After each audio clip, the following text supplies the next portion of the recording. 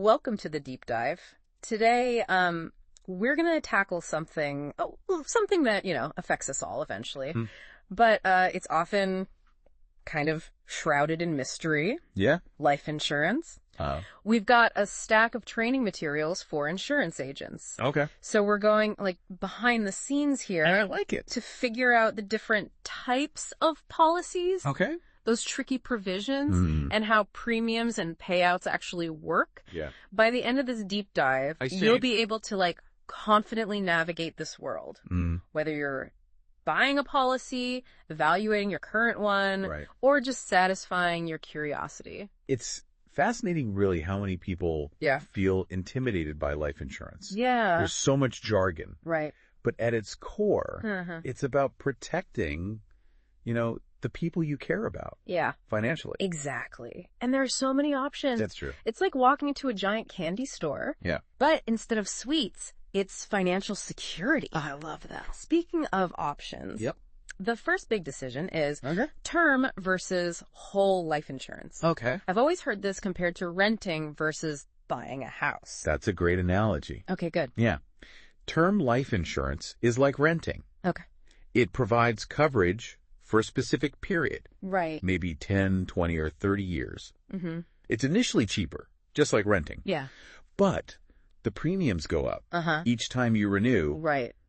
And over time, it could even cost more than whole life insurance. So term life is like a temporary safety net. Yes. Okay. You're covered, but the price can change. Okay, that makes sense. Yeah. But then we have whole life, Right. which is more like buying a house. Exactly. You're in it for the long haul. Precisely. Whole life offers lifelong protection and build cash value. Okay. Much like building equity in a home. Yeah. You're covered for your entire life. And you can even tap into that cash value if you need to. Right. Plus, the premiums stay fixed. Okay. So you know exactly what to expect. Wait, so I could actually use this money for something like a down payment on a house. You could. That changes the game. Yeah. But tell me more about these term life options. Okay. I heard there's more to it than just basic term. Oh, absolutely. Okay. There's a whole spectrum of choices within term life, each with its own twist. We've got level term, where your premium stays the same throughout the term. Yeah. That's the most straightforward option. Then there's decreasing term, often used for mortgages. Okay. As your mortgage balance decreases, so does your coverage. That's smart. Yeah. Mirroring your coverage with your mortgage makes a lot of sense. Right. So what are the other options for term life? Well, there's increasing term, Okay. where coverage increases over time. Right. This could be helpful if you anticipate, needing more coverage in the future. Yeah. And then there's convertible term, Okay. which gives you the flexibility to switch to a whole life policy down the road Right. without having to go through medical underwriting again. So if you start with convertible term, you have the option to lock in permanent coverage later. Yeah. It's like a rent to own option for life insurance. Exactly. What about renewable term? Okay. That sounds important too. Renewable term is all about ensuring you don't end up with a gap in coverage. Okay. It allows you to renew your policy at the end of the term Okay. without having to prove you're still in good health, Right. even if your health has changed. Wow, so many choices within just term life insurance. I know, right? This is already making my head spin. Don't worry, we'll break it all down. Okay, good. Now, you mentioned that whole life is more like buying a house Yeah.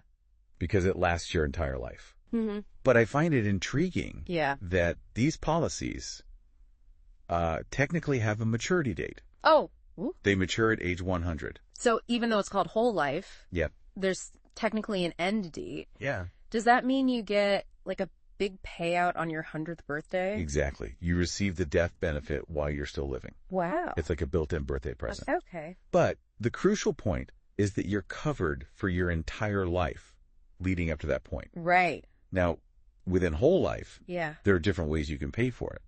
Okay.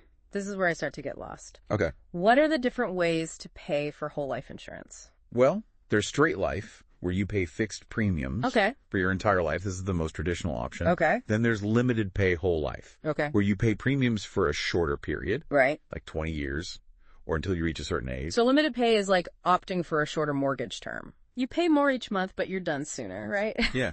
That's interesting. Yeah. What are the other options for paying for whole life? There's Single premium whole life. Okay. Where you pay the entire premium up front. Okay. This is a significant upfront investment. Right. But you secure coverage and build cash value quickly. Okay. And then we have modified whole life where premiums are lower. Okay. In the early years. Uh-huh. And then increase later on. Mm-hmm. This could be a good option if you need lower premiums initially. So modified whole life is kind of like an adjustable rate mortgage. Yes. You get a lower rate initially, but it might increase later. Exactly. What about graded whole life? Graded whole life is similar to modified whole life. Okay. But the premiums increase gradually. Okay. Over a set period and then level off. Right. Think of it as a step-up approach to paying for your coverage. Okay, so you have a lot of choices in how you pay for whole life. Right. All at once for a set period or spread out over your entire life. Right. That's super helpful to know. Exactly. Mm-hmm. And it's important to choose the option that aligns with, like, your financial goals and circumstances. Yeah. But wait, there's more. We haven't even touched on special use policies. Okay. These are policies designed for specific needs. Okay. And often combine different types of coverage. Okay, special use policies. Yeah. Now we're getting into the niche stuff. Right. Tell me more. Okay, so. What kind of situations would call for a special use policy? Well, take family plans, for example. Okay. These policies typically cover the entire family. Okay. Under one umbrella. Right. The head of the household usually have whole life coverage. Okay. While the spouse and children have term life riders. So it's like the spouse and kids coverage is riding on the primary policy. Yeah. Like a sidecar on a motorcycle. I love that. That's a great visual. Yeah. And are those term riders usually convertible? They often are. So they could switch to permanent coverage later. Yeah, which provides valuable flexibility for families. That makes sense. And beyond family plans, there are other special use policies. Okay. Like family income policies. Right. Which provide monthly income to beneficiaries. Right. If the insured person passes away during a specific period. That sounds like a crucial safety net for families who rely on, like, a single income. It is. What other special use policies are out there? There are family maintenance policies. Okay. Which provide income for a set period. Okay. Plus a lump sum payment at the end. Mm-hmm. This helps ensure long-term financial security for loved ones. Yeah. And then you have multiple protection policies. Okay. That pay double or even triple the face amount. Right. If death occurs within a specific time frame. Triple the payout. Triple. Wow, that's a big deal. Yeah. What other special use policies should we know about?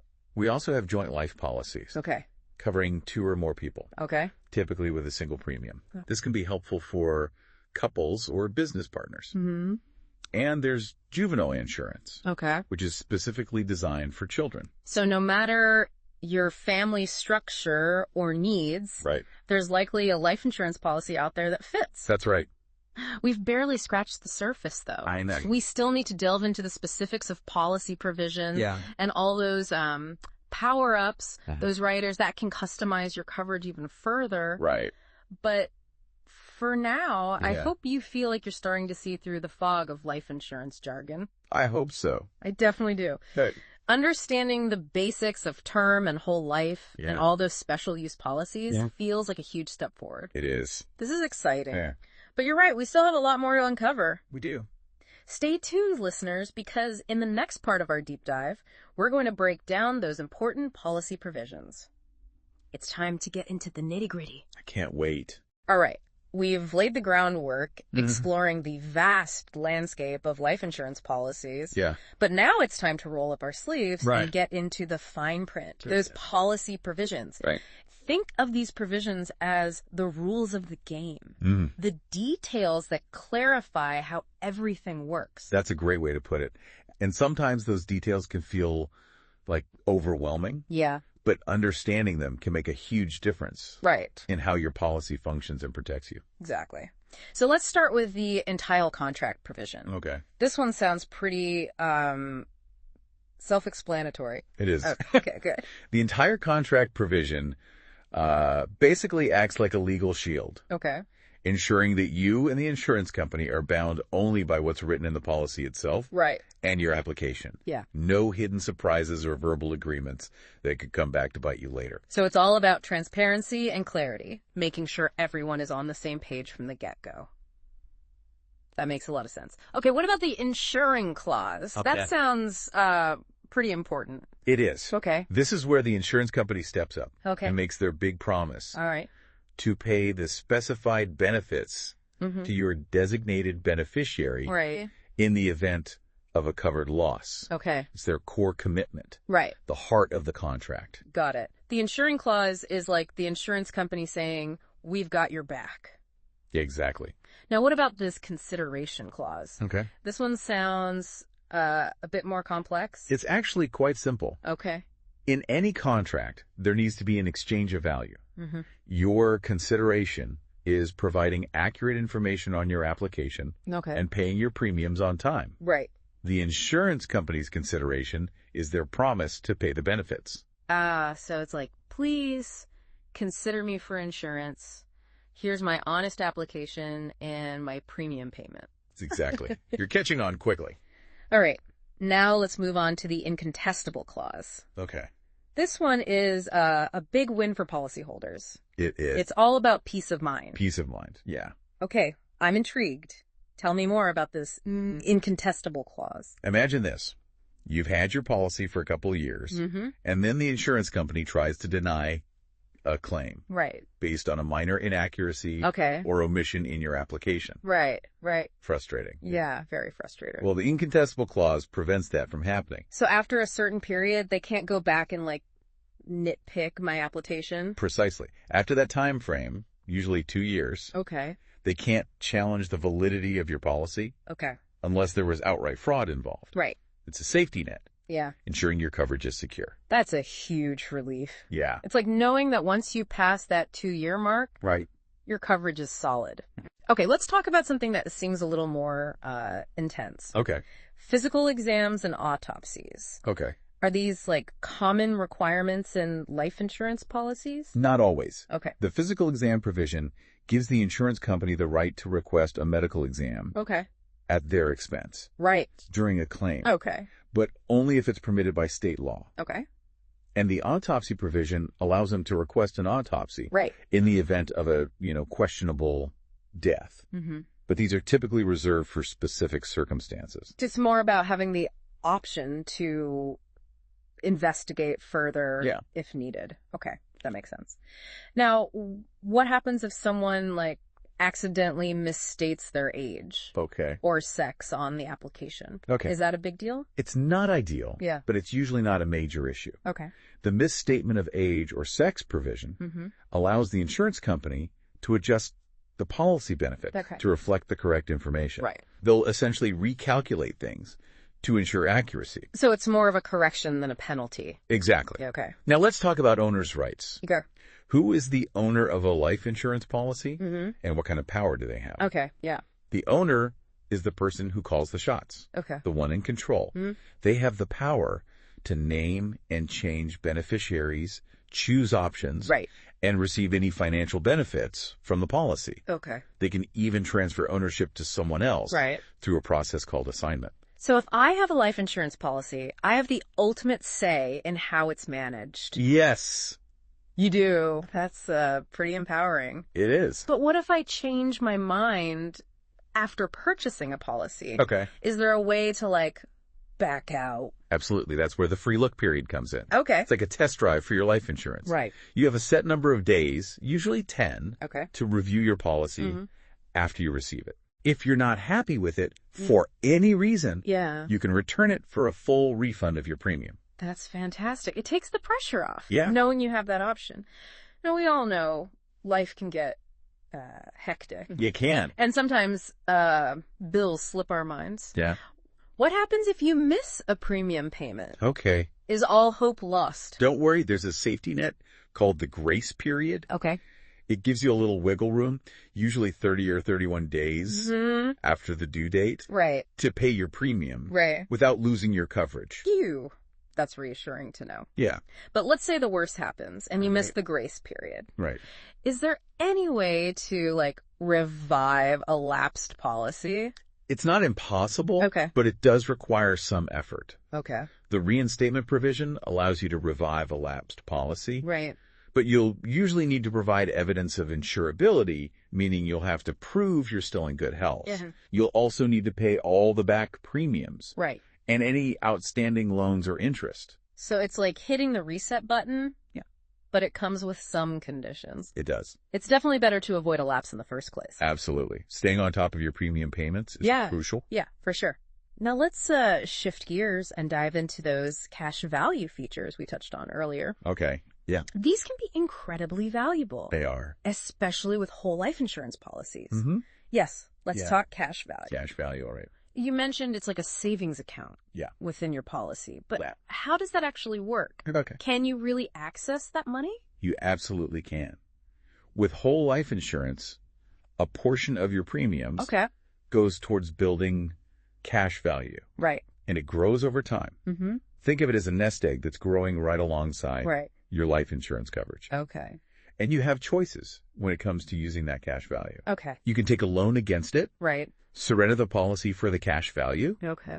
Or use it to buy extended term insurance or a reduced paid up policy. Hold on. That's a lot of options. I know, right? Can you break those down for me? Of course. Let's start with non-forfeiture options. Okay. These come into play if you decide you no longer need or want your whole life policy. Okay. The insurance company is essentially asking, what should we do with your cash? Right. You have three main choices. Okay. First, there's cash surrender. Okay. Where you receive the policy's cash value, but your coverage ends. Right. Then there's the extended term option. Okay. This lets you use the cash value to buy level term insurance for a specific period. And finally, you have the reduced paid up option. Okay. This means you stop paying premiums, but your death benefit is reduced to reflect the cash value. So if you surrender the policy, you get the cash, but you lose the coverage, right? If you choose extended term, you get temporary coverage, but no more cash value. That's right. And if you go with reduced paid up, you have a smaller death benefit, but you don't have to pay any more premiums. Exactly. Got it. Good. Now, what about policy loans? You mentioned those earlier. Policy loans are a fantastic way to access your cash value without surrendering your policy. Right. It's like borrowing money from yourself. Okay. And you pay interest on the loan. So it's like having a built-in emergency fund. Exactly. That's pretty incredible. Yeah. And there's also a handy feature called automatic premium loans. Yes. Which can prevent your policy from lapsing if you happen to miss a payment. Exactly. Wait, how do automatic premium loans work? That sounds like a great safety net. If you haven't paid your premium by the end of the grace period, the insurance company can automatically take out a loan against your cash value to cover the premium, keeping your policy in force. Okay. It's like having overdraft protection for your life insurance. That's amazing. Yeah. It's like having a built-in backup plan. Exactly. Okay, now I'm really curious about those riders you mentioned earlier. Okay. Are those related to cash value? Riders are separate from cash value. Okay. But they play a crucial role in customizing your life insurance policy. Okay. Think of them as power-ups that you can add to enhance your coverage and tailor it to your specific needs. Okay, I like the sound of power-ups. I know, right? What kind of power-ups are we talking about here? Okay. Give me some examples. There's a whole arsenal of riders to choose from. Okay. One of the most popular is the waiver of premium rider. Okay. This little gem waives your premium payments if you become totally and permanently disabled. Okay. Keeping your policy in force even when you can't work. Wow, that's peace of mind right there. It is. Knowing your coverage will continue even if the unexpected happens. Right. What other riders should we be aware of? Well, there's the accidental death benefit rider. Okay. Sometimes called double indemnity. Okay. It provides an additional payout. Okay. Usually double the face amount. Right. If you die as a result of an accident. So if tragedy strikes, my beneficiaries would receive like a larger payout. Yes, they would. That's good to know. What other riders are out there? We also have the accidental death and dismemberment rider. Okay. Which pays benefits for accidental death or specific dismemberments. Okay. Such as the loss of a limb or eyesight. That's a sobering thought. But it's good to be prepared for those possibilities. It is. What other riders might be beneficial? There's the guaranteed insurability rider. Okay. This allows you to buy additional coverage at specific times in the future without having to go through medical underwriting again. it's a great option for younger people. Right. Who anticipate needing more coverage. Yeah. As their lives evolve. It's like locking in your insurability for the future. That's brilliant. What about keeping up with the rising cost of living? Right. Is there a rider for that? Absolutely. Okay. The cost of living rider helps keep pace with inflation. Okay. It allows your death benefit to increase over time. Okay. Typically based on the Consumer Price Index. Right. This ensures your coverage doesn't lose value as prices rise. That's crucial in today's economy. What about the payer provision? I think I've heard of that one before, but I'm not sure what it does. The payer provision is often added to policies for children. Okay. It waives the premiums if the person paying for the policy, usually a parent, passes away or becomes disabled before the child reaches a certain age.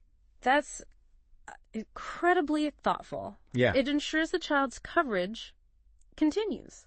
Even in the face of, like, difficult circumstances, what other riders might be helpful for families?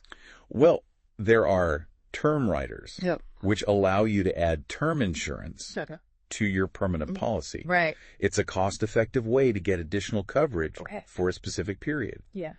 Like while your children are young. So it's like creating a customized blend of coverage. Yes. To fit your family's needs. Right. At different stages of life. Exactly. And there's even a return of premium rider. Okay. Which returns all the premiums you've paid. Wow. Into the policy, along with the death benefit. Okay. If you die within a specific time frame. Wow. That's like getting your money back with a bonus. It is. It can be a compelling option for some people. And there are also riders that allow you to add coverage. Right. For other people, like a spouse or children. Right. So with all these riders, you can really personalize your life insurance policy. You can. To create a plan that's truly unique. To your needs. Absolutely. This is amazing. I know, right? We've gone deep into the world of policy provisions. We have. And I feel like I'm starting to speak fluent life insurance. Me too. But there's still so much more to explore, right? You bet. We still need to demystify how those premiums are calculated. Right. And unpack what happens to those benefits when the time comes. Okay, I'm ready to keep diving. Listeners, stick with us, because in the next part of our deep dive, we're going to crack the code on premium calculations and explore the different ways those benefits can be paid out. It's going to be good. All right, we've decoded policy types, tackled those tricky provisions, and even explored the world of cash value and riders. Oh, we have. Now, let's get down to, like, the dollars and cents. Okay. Those mysterious premium calculations. Right. I'll be honest, this part has always felt like a black box to me. It's true. Yeah. Premium calculations can seem like a secret formula. But once we break down the key ingredients, you'll see it's not as complicated as you might think. Okay. I'm all ears. What are the magic ingredients that determine what I pay for life insurance? The three main factors are mortality, interest, and expenses. Mortality, that sounds a bit ominous. Right. Are they, like, predicting my doom already? Not at all. Mortality simply refers to the rate of death in a given population. Right. Insurance companies use data from mortality tables to predict life expectancy and the likelihood of death for people of different ages, health conditions, and lifestyles. So the healthier I am, the lower the risk. Exactly. And hopefully the lower my premium. Hopefully, yes. That makes sense. What about the interest factor? How does that play into things? Insurance companies are like savvy investors. They take the premiums they collect and invest them wisely. Right. The interest they earn helps offset the cost of providing coverage. Okay. So when interest rates are higher, premiums tend to be lower. Ah, so it's like my premiums are working double duty, providing coverage and potentially earning interest. Yeah. I like that. What about the expense factor? Okay. Is that where all the, like, administrative costs come in? Exactly. Just like any business companies have expenses. Yeah. Salaries, marketing, claims processing, you name it. Right. The expense factor covers all those costs. So those are the big three: mortality, interest, and expenses. Yes. But I'm guessing there are other things that can impact my individual premium. Absolutely. Yeah. Things like your age, gender, health history, occupation. Okay. Even hobbies can all play a role. Right. Remember our skydiving example? Oh, right. Is I should be prepared to pay a little extra for my adventurous spirit. But seriously, what about those living benefits we keep hearing about? Okay. How do those work? Living benefits are a fantastic feature of certain life insurance policies, especially whole life. Okay. They allow you to access some of the policy's value while you're still alive. Yeah. Not just after you're gone. Okay, so life insurance isn't just about leaving money for your loved ones. Right. It can actually benefit you during your lifetime. It can. Give me the rundown on these living benefits. Okay, so cash value is a major one, as we've discussed. You can borrow against it, withdraw it, or even use it to pay premiums. Okay. Then there are accelerated benefits, which allow you to access a portion of your death benefit if you're diagnosed with a terminal illness. That could be a lifeline for someone facing a difficult medical situation. Right. Are there other living benefits people should know about? There are viatical settlements where you can sell your policy to a third party for a percentage of the death benefit if you have a terminal illness. Right. And there are life settlements similar to viatical settlements but don't require a terminal illness. Right. These can be options for people who no longer need their life insurance or want to access its value for other reasons. Wow, I had no idea. It's like life insurance can have a whole second life of its own. Yeah. Providing financial support when you need it most. It's true. Now let's talk about beneficiaries. Okay. I know choosing them wisely is crucial. It is. But I'm a little hazy on the details. Okay. Can you break it down for me? Absolutely. Choosing your beneficiaries is like directing where the money goes. Okay. You have a lot of flexibility. You can name individuals, businesses, trusts, charities, or even your estate. Okay. And you can designate primary beneficiaries who are first in line to receive the benefits, as well as contingent beneficiaries who receive the benefits if the primary beneficiary is deceased or can't receive them. So it's like having a plan A and a plan B. Yes. To make sure the money ends up where you want it to go. Exactly. What about those different ways to distribute the benefits per stirpes and per capita? Those terms can sound intimidating, right? But they're just different approaches to dividing the money. Per stirpes distribution means that if a beneficiary passes away before you do, their share goes to their heirs. It keeps it within their family line. Right. Per capita distribution, on the other hand, divides the benefits equally among all the surviving beneficiaries. So per stirpes is about keeping it in the family. Yes. While per capita is all about equal shares. Exactly. That clears things up. Good. And remember, you can mix and match these approaches based on your specific wishes and family dynamics. The important thing is to carefully consider your options. Yeah. And make sure your beneficiary designations reflect your intentions. That's so important. This has been an incredible deep dive. We've demystified term and whole life policies. We have. Explored those essential provisions and riders, and even uncovered the secrets of premium calculations and living benefits. It's been quite a journey. I feel like I've leveled up my life insurance knowledge big time. You do? It's amazing how much there is to learn about life insurance. Right. But it's so empowering to understand these concepts. It is. Knowledge really is power when it comes to protecting yourself and your loved ones. That's the truth. I couldn't agree more. But even after this deep dive, I'm sure some listeners might be left with lingering questions. Probably. What's one final thought you'd leave our audience with today? Here's something to ponder. Given all that we've explored today, what aspects of life insurance piqued your interest the most? What areas would you like to delve into further? Remember, this is just the beginning of your life insurance journey. There's always more to discover and learn. That's a great point. The more you know about life insurance, the more confident you'll feel making those crucial decisions. Thanks for joining us on this deep dive. We hope you feel empowered to navigate the world of life insurance and secure the financial future you deserve.